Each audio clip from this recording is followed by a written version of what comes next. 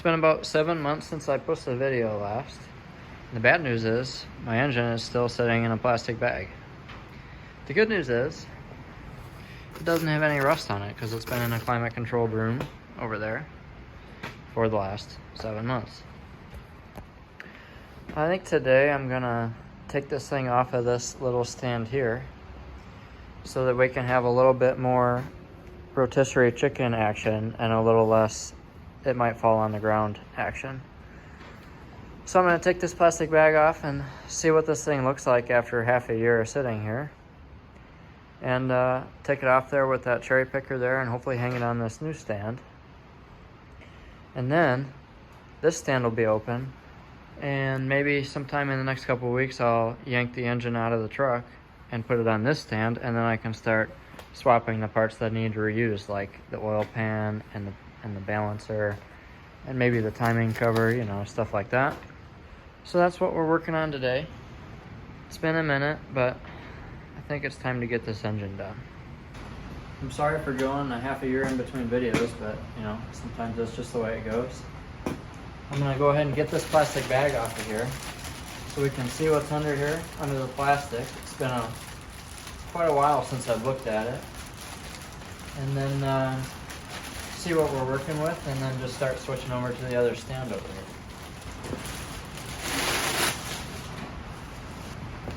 The good news is everything's covered in oil. So everything looks like the day I brought it home pretty much. The bores look good, the rods look good, all of the bearing surfaces for the camshaft and where the lifters ride all look good. So I think we're no worse for the wear. Probably not a good idea to leave these sit for 7 months disassembled, but that's the way she goes sometimes. I think I'll go ahead and get this thing turned over.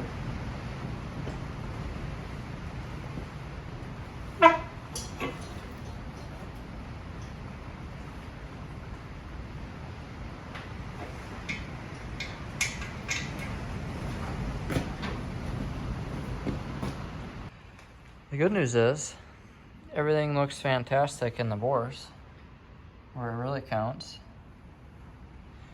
Got a little bit of surface rust here on the deck, but nothing that can't catch it with my fingernail, nothing that won't come off with a little Scotch-Brite. I don't think we're any worse for the wear, you know.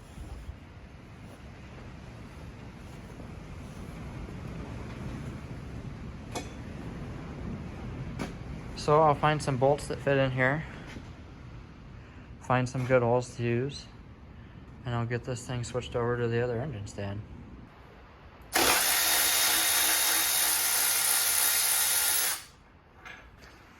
This bolt came out of here is too short for this heavy duty engine stand. That is an issue because I don't think I have any more of those. That may be a 9/16 bolt. I don't remember. That might be a 9/16 bolt. Huh. Well, I'll have to look for some of those.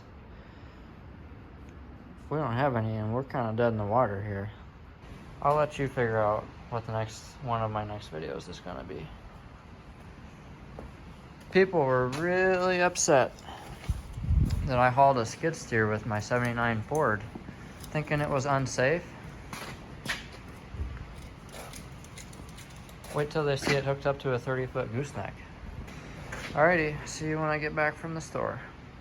Hey everyone, welcome back. It's been about 2 seconds for you guys, but it's been about an hour and a half for me. And apparently nobody within like 100 miles of this place sells 7/16 bolts. So I had to order them.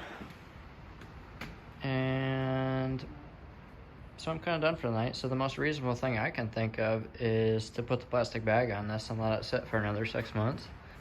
I think I might set the head tonight on this stand and just hope it doesn't fall on the ground and break in half.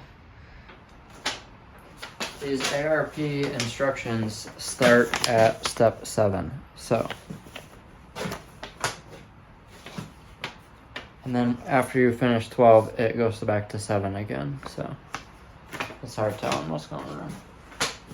So we're just gonna open up our ARP assembly loop here.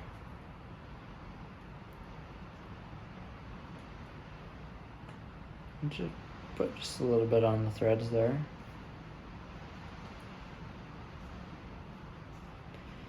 And go hand tight.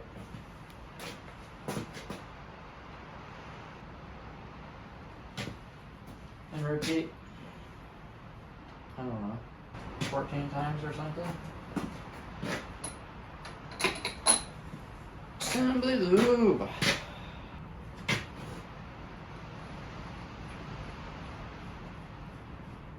Yeehaw.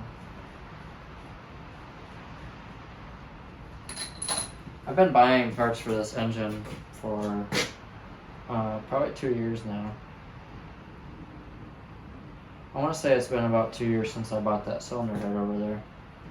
The main reason for the setback is that I bought my childhood home and then found like a decade's worth of water damage, which, you know, it's always how you want it to go, right? So, that's where all my money went. The good part is the only money I have left, but the only money that I still need to spend on this engine is push rods. I want to get like chrome alloy push rods, and I haven't bought those yet. So unfortunately my phone ran out of storage while I was mumbling on the last video of putting all of these head studs in. So you guys missed out on some really incoherent sentences there. But I got all the studs in, lubed and hand tight. And I've got a Velcro 1024 head gasket here. I've been told this is the best of the best. So I'm going to take this out of the package and set this on there, and then I'll be ready to drop that head right on there.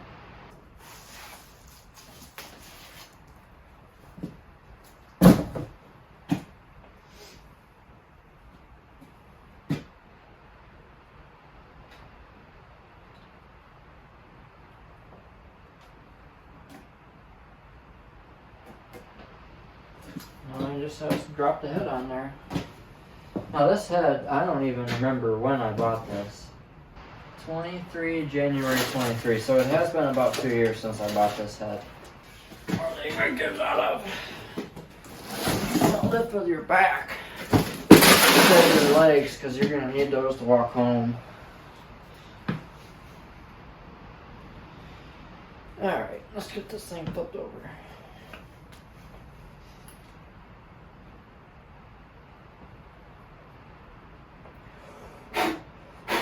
Looks pretty good to me.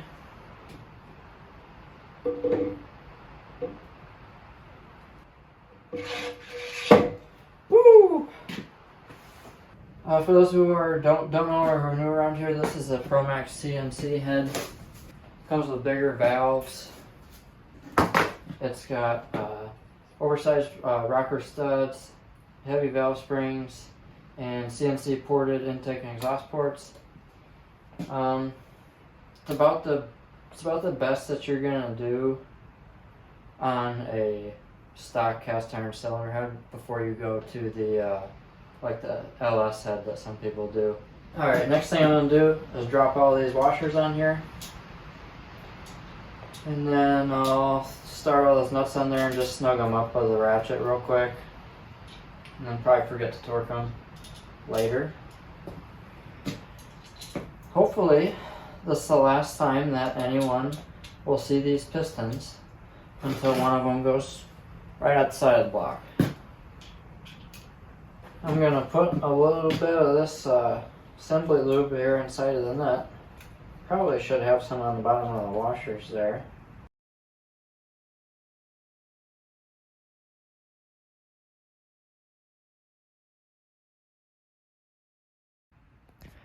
Alright, so I got the head set on. I got all my little smog plugs in. I'll thread these out and show you real quick. Pretty neat little guys. I think I got these from a guy on the Ford 6 forum. I can't remember. It's been a while. They were really cheap. They were like $15 or something for the whole set. So I got all those in to plug all the smog ports on this because this is EFI head. And this is the valve cover sitting on there. It sits pretty good. Got all the valve springs, rocker studs, everything on there. I've just got the head studs snugged up with a ratchet at the moment. I'm just gonna leave this on there to keep it clean. And then I'll throw that piece of plastic over it if it'll still go. It's getting pretty tall. And then as soon as I can switch over to the other stand, I will. And I'll slide that custom grind cam in there. And then the last thing I really need to order is push rods. And I haven't ordered them yet because I haven't measured for them yet.